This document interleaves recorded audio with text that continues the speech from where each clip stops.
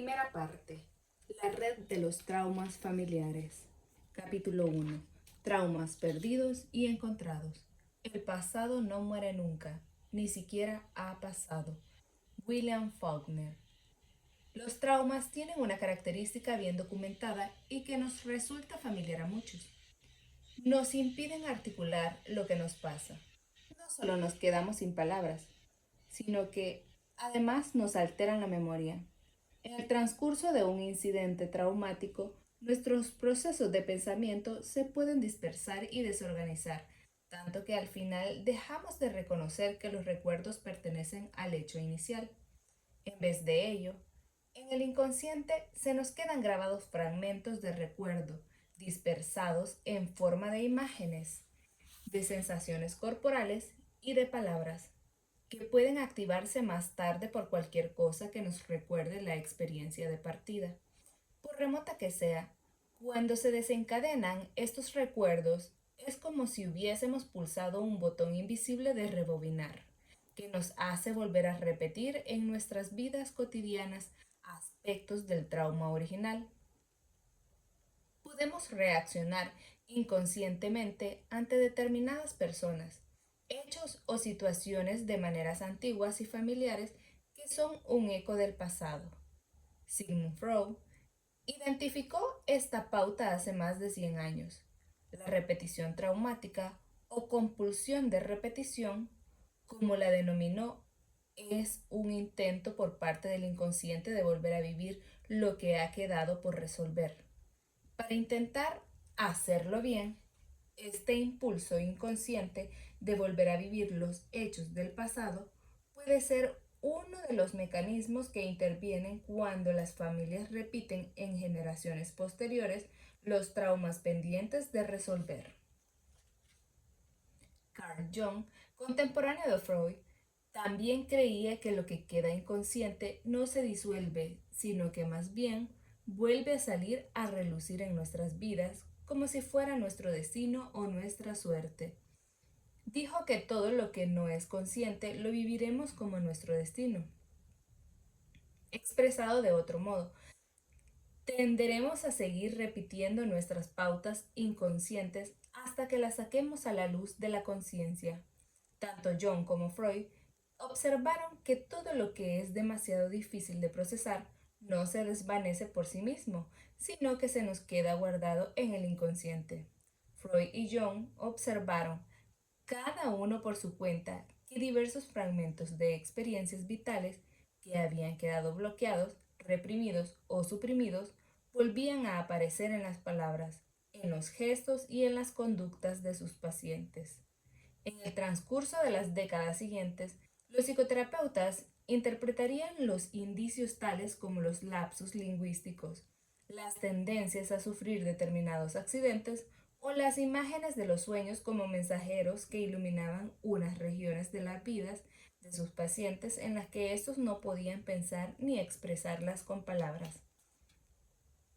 Gracias a los últimos avances médicos en las técnicas de imagen, los investigadores han podido estudiar cuáles son las funciones cerebrales y corporales que fallan o quedan averiadas durante los episodios abrumadores. Bessel van der Kolk, un psiquiatra holandés conocido por sus investigaciones sobre el estrés postraumático, ha explicado que en el transcurso de una trauma se cierran tanto el centro del habla como el córtex prefrontal medio, que es la parte del cerebro que se encarga de que seamos conscientes del momento presente. Van der Kolk llama el terror mudo del trauma a la experiencia de quedarse sin palabras, que se da con frecuencia cuando las vías cerebrales del recuerdo quedan obstaculizadas en los periodos de amenaza o de peligro.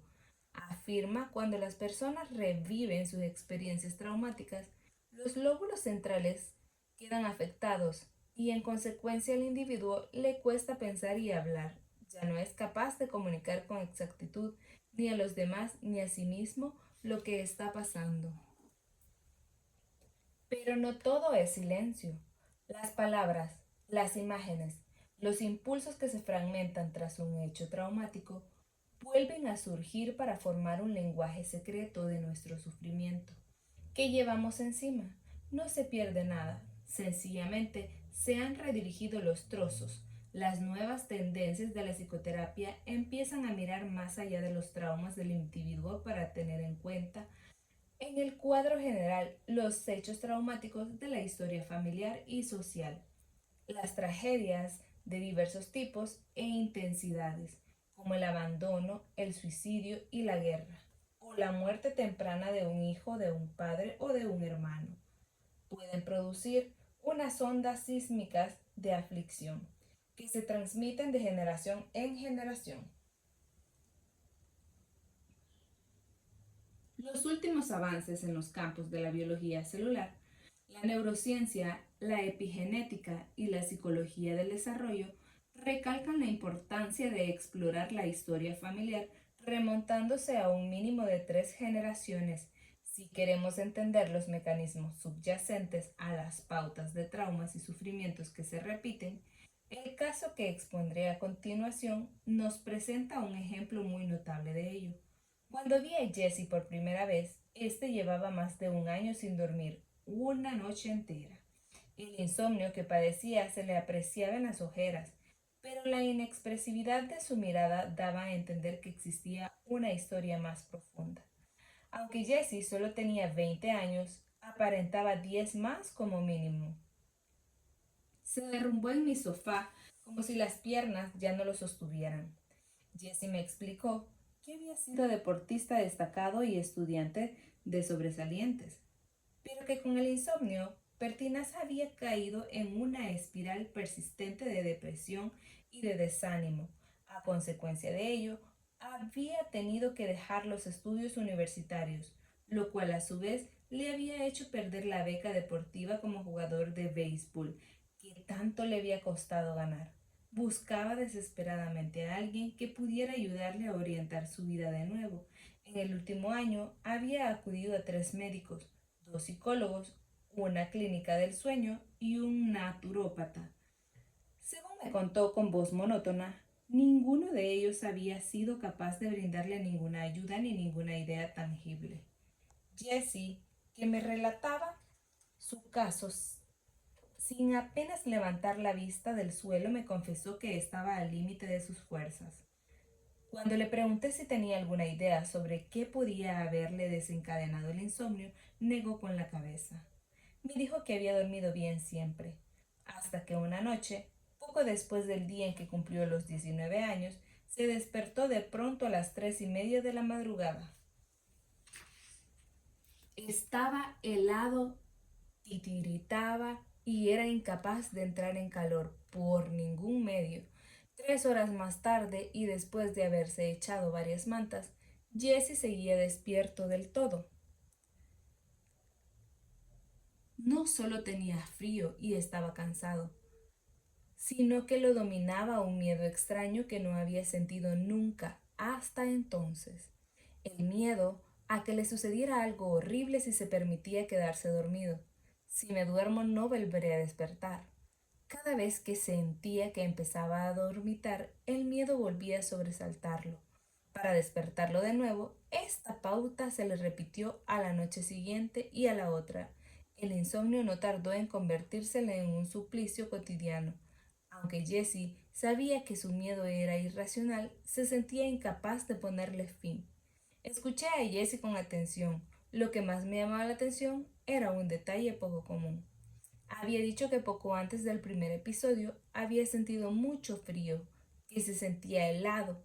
Empecé a explorar con Jessie este aspecto y le pregunté si alguien de su familia paterna o materna había tenido algún trauma que tuviera que ver con estar frío o dormido, o con cumplir los 19. Jessie me contó que su madre le había hablado hacía poco tiempo de la muerte trágica del hermano mayor del padre de Jessie, de un tío cuya existencia no había sabido él siquiera hasta entonces. Cuando el tío Colin tenía solo 19 años, había muerto congelado en una tormenta. Cuando inspeccionaba el tendido eléctrico al norte del Yellowknife, en los territorios del noreste, en Canadá, su lucha por seguir adelante había quedado reproducida en las huellas que había dejado en la nieve. Lo habían encontrado por fin tendido boca abajo en una ventisca inconsciente por la hipotermia. Su muerte había sido una tragedia tan grande que la familia no habían vuelto a pronunciar su nombre. Ahora, 3 décadas más tarde, Jessie estaba volviendo a vivir, de manera inconsciente, aspectos de la muerte de Colin. Más concretamente, el terror a dejarse caer en la inconsciencia. Para Colin, aquel dejarse caer había significado su muerte. Jessie debía sentir lo mismo respecto de quedarse dormido. Entender esta relación fue un hito para Jessie, cuando hubo comprendido que su insomnio procedía de un hecho que había tenido lugar 30 años antes. Su miedo a quedarse dormido tuvo por fin una explicación. Ya podía emprender el proceso de la curación.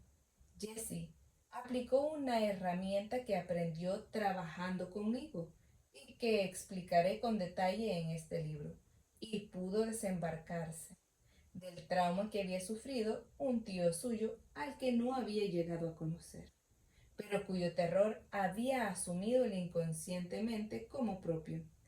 Jessie no solo se sintió liberado de la niebla espesa del insomnio, sino que alcanzó un sentimiento más profundo de conexión con su familia actual y pasada. Los científicos que intentaban dar explicación a casos como el de Jessie ya son capaces de identificar biomarcadores, señales tangibles de que los traumas pueden transmitirse de una generación a la siguiente y de que en efecto se transmiten. Rachel Yehuda, profesora de psiquiatría y neurociencia en la Facultad de Medicina Mount Sinai de Nueva York, es una de las grandes expertas mundiales en el trastorno del estrés postraumático y verdadera pionera en este terreno. Yehuda ha experimentado en múltiples estudios la neurobiología del TEP y en los supervivientes del Holocausto y en sus hijos. En concreto, sus investigaciones sobre el cortisol, la hormona del estrés que ayuda a nuestro cuerpo a volver a la normalidad después de haber sufrido un trauma, y sobre sus efectos sobre la función cerebral, han revolucionado a nivel mundial el entendimiento del TEP y su tratamiento. Las personas con TEP vuelven a vivir sensaciones y sentimientos asociados a un trauma, a pesar de que el trauma se produjo en el pasado.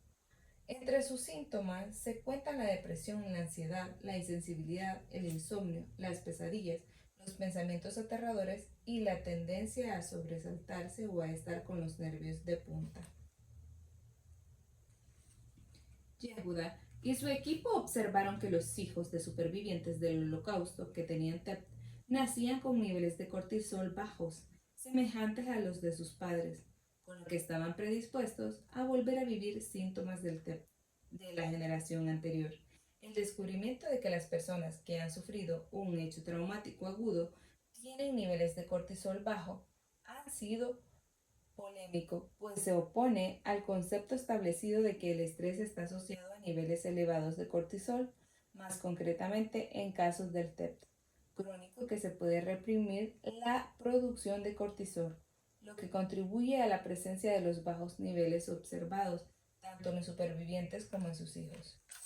Yehuda detectó niveles de cortisol igualmente bajos en los veteranos de guerra, así como en las madres embarazadas que sufrieron TEP tras los atentados contra las Torres Gemelas, y en sus hijos.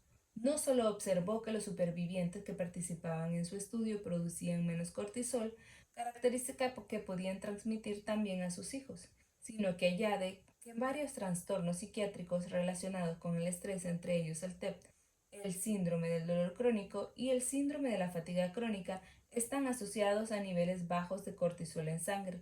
Es interesante que de un 50 a un 70% de los pacientes con TEP cumplan también los criterios que permitirán diagnosticarles una depresión aguda u otro trastorno del estado de ánimo o de ansiedad. Las investigaciones de Yehuda ponen de manifiesto que tú y yo tenemos el triple de probabilidades de tener síntomas del TEP.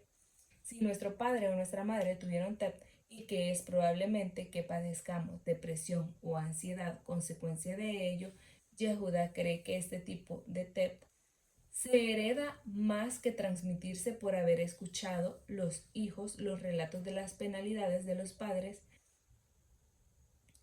Yehuda fue una de las primeras personas en demostrar que los descendientes de los supervivientes portan los síntomas físicos y emocionales de unos traumas que ellos no han vivido directamente.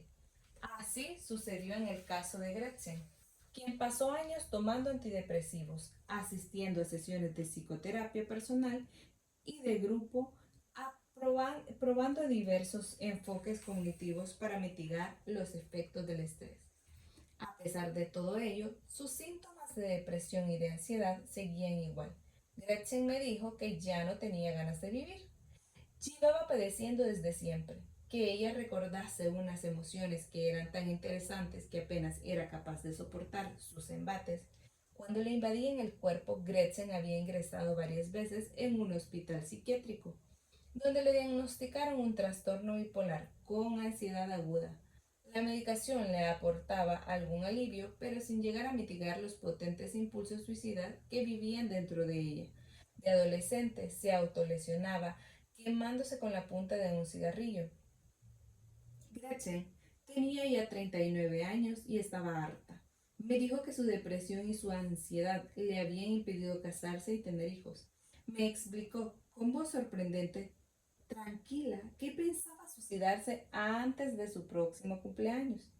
Escuchando a Gretchen, tuve una fuerte impresión de que en su historia familiar debiera existir un trauma importante. He observado que en estos casos es esencial prestar gran atención a las palabras que se pronuncian para encontrar en ellas pistas que apunten al hecho traumático que está detrás de los síntomas del paciente. Cuando pregunté a Gretchen cómo tenía pensado suicidarse, me dijo que iba a evaporarse. Aunque esto puede resultar incomprensible a primera vista, lo que pensaba era literalmente arrojarse a una cuba de acero fundido, en los altos hornos donde trabajaba su hermano. Mi cuerpo se incinerará en cuestión de segundos, aún antes de haber llegado al fondo, me dijo, mirándome fijamente a los ojos. La falta de emoción con que me dijo estas palabras me impresionó. Parecía que sus sentimientos subyacentes habían quedado enterrados, muy hondos. Al mismo tiempo, me llamaron la atención las palabras evaporarse e incinerarse. Como he trabajado con muchos hijos y nietos de familiares que sufrieron las consecuencias del Holocausto, he aprendido a dejarme guiar por sus palabras.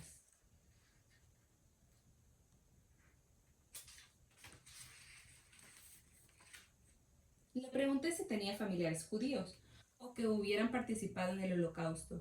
Gretchen me dijo que no, en un primer momento, pero después se desdijo y recordó la historia de su abuela. Esta había nacido en Polonia en el seno de una familia judía, pero se había convertido en catolicismo cuando emigró a los Estados Unidos y se casó con el abuelo de Gretchen en 1946.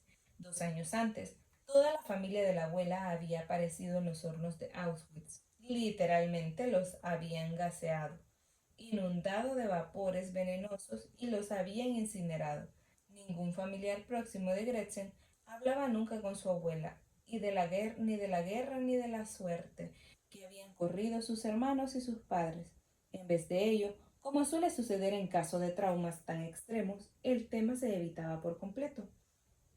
Gretchen conocía a grandes rasgos su historia familiar, pero no la había relacionado nunca con su propia ansiedad y depresión. Yo vi con claridad que las palabras que empleaba y los sentimientos que describían no salían de ella, sino que en realidad tenían su origen en la abuela de Gretchen y en los familiares de esta que habían perdido la vida. Expliqué esta relación a Gretchen, que me escuchó con gran atención. Abría mucho los ojos y le asomaba el color a las mejillas. Me daba cuenta de que lo que le decía llegaba hondo. Gretchen tenía por fin una explicación de sus sufrimientos que le parecía comprensible. Para ayudarla a que entendiera mejor aquel descubrimiento nuevo para ella, le pedí que se imaginara que estaba en el lugar de su abuela. poniéndose los zapatos de ella, que representaríamos con un par de plantillas de gomas de espuma que puse en el centro de la mosqueta de mi consulta. Le pedí que se imaginara lo que podía haber sentido su abuela después de haber perdido a todos sus seres queridos. Para ir un poco más allá, le pregunté si sería capaz de ponerse literalmente sobre las plantillas en la piel de su abuela y de sentir los sentimientos de su abuela en su propio cuerpo. Gretchen dijo que tenía sensaciones abrumadoras de pérdida y de duelo, de soledad y de aislamiento. También tenían el sentimiento profundo de culpabilidad, que se da en muchos supervivientes, la culpabilidad de haber salido con vida después de que mataran a tantos seres queridos. Para procesar un trauma, a los pacientes les suele resultar útil pasar por una vivencia directa de los sentimientos y sensaciones que han mantenido sumergidos en su cuerpo. Cuando Gretchen fue capaz de acceder a estas sensaciones, se dio cuenta de que su deseo de aniquilarse a sí mismo estaba entrelazada estrechamente con sus familiares perdidos. Comprendió también que había asumido algún elemento del deseo de muerte de su abuela cuando Gretchen fue asimilando estos descubrimientos y empezó a ver su historia familiar bajo una luz nueva. Su cuerpo empezó a ablandarse como si pudiera relajar por fin una enorme tensión interna que albergaba desde hacía mucho tiempo. Como en el caso de Jessie, el reconocimiento por parte de Gretchen de que su trauma estaba enterrado en la historia callada de su familia no fue más que un primer paso en su proceso de curación. Entender una cosa a nivel intelectual no suele bastar por sí misma. Para que se produzca un cambio perdurable, suele ser preciso que esta conciencia se acompañe de una experiencia visceral y que se sienta de manera honda. Exploraremos con mayor detalle los modos de integrar plenamente la curación para poder soltar por fin las heridas de las generaciones pasadas. Un legado familiar inesperado. Un muchacho puede tener las piernas largas de su padre y una chica puede tener la nariz de su madre, pero lo que había heredado Jessie era el miedo de su tío a no volver a despertarse, y Gretchen llevaba encima en su depresión la historia de su familia durante el Holocausto. Dentro de cada uno de ellos dormían fragmentos de unos traumas que eran demasiado grandes para poder resolverlos en una sola generación. Cuando los miembros de nuestra familia han vivido traumas insoportables o han padecido sentimientos inmensos de culpa, de duelo, las sensaciones pueden ser abrumadoras y llegar más allá de lo que esas personas han sido capaces de afrontar o de resolver. Así es la naturaleza humana. Cuando el dolor es demasiado grande, las personas tienden a evitarlo, pero cuando bloqueamos los sentimientos, estamos truncando sin saberlo el proceso necesario de curación que puede llevarnos hasta una liberación natural. A veces, el dolor queda sumergido hasta que puede encontrar una vía para manifestarse o resolverse. Esta manifestación del dolor suele producir en las generaciones siguientes y puede surgir en forma de síntomas de difícil explicación. En el caso de Jessie, el frío y los temblores incontrolados no aparecieron hasta que éste alcanzó la misma edad que tenía su tío Colin, cuando murió congelado en el de Gretchen. La desesperación angustiada y los impulsos suicidas de su abuela la habían acompañado desde siempre. Que ella recordara, esos sentimientos habían pasado a formar una parte muy importante de su vida, que nadie se había parado a pensar que dichos sentimientos no procedían de ella misma. Nuestra sociedad actual no nos brinda muchas opciones para ayudar a quienes cargan con restos de traumas familiares heredados, como Jessie y Gretchen. Lo más habitual es que estas personas consulten a un médico, a un psicólogo o a un psiquiatra y reciban medicación, terapia o una combinación de ambas cosas. Pero si bien estas vías pueden darles algún alivio, generalmente no les proporcionan una solución completa. No todos tenemos en nuestra historia familiar traumas tan dramáticos como los de Gretchen y Jessie. Sin embargo, otros hechos tales como la muerte de un progenitor o de un recién nacido, la entrega en adopción de un niño, la pérdida de un hogar o incluso la falta de atención de una madre pueden tener efecto de hundir los muros de apoyo y de obstaculizar el reflujo del amor en nuestra familia. Una vez que tenemos la vista, los orígenes de estos traumas, podemos cerrar por fin las pautas familiares que tanto han perdurado. Es importante advertir que no todos los efectos de los traumas son negativos. En el capítulo siguiente estudiaremos los cambios epigenéticos, es decir, las modificaciones químicas que se producen en nuestras células a consecuencia de un hecho traumático. Según Rachel Yehuda, los cambios epigenéticos tienen el propósito de ampliar la gama de modos en que reaccionamos en las situaciones del estrés, lo cual es positivo si, según dicha autora, Yehuda pregunta, ¿con quién preferirías estar en un campo de batalla? ¿Con alguien que ya ha pasado por adversidades y sabe defenderse? ¿O con alguien que no ha tenido que luchar nunca? Dice también que cuando hemos entendido para qué sirven los cambios biológicos producidos por el estrés, podemos desarrollar un modo mejor de explicarnos a nosotros mismos, nuestras verdaderas capacidades y potencialidades. Vistos de este modo, los traumas que heredamos o nuestras propias experiencias personales no solo pueden crear un legado de aflicción, sino que también son capaces de forjarnos un legado de fuerzas y de situaciones que se hará sentir durante las generaciones que sigan a la nuestra.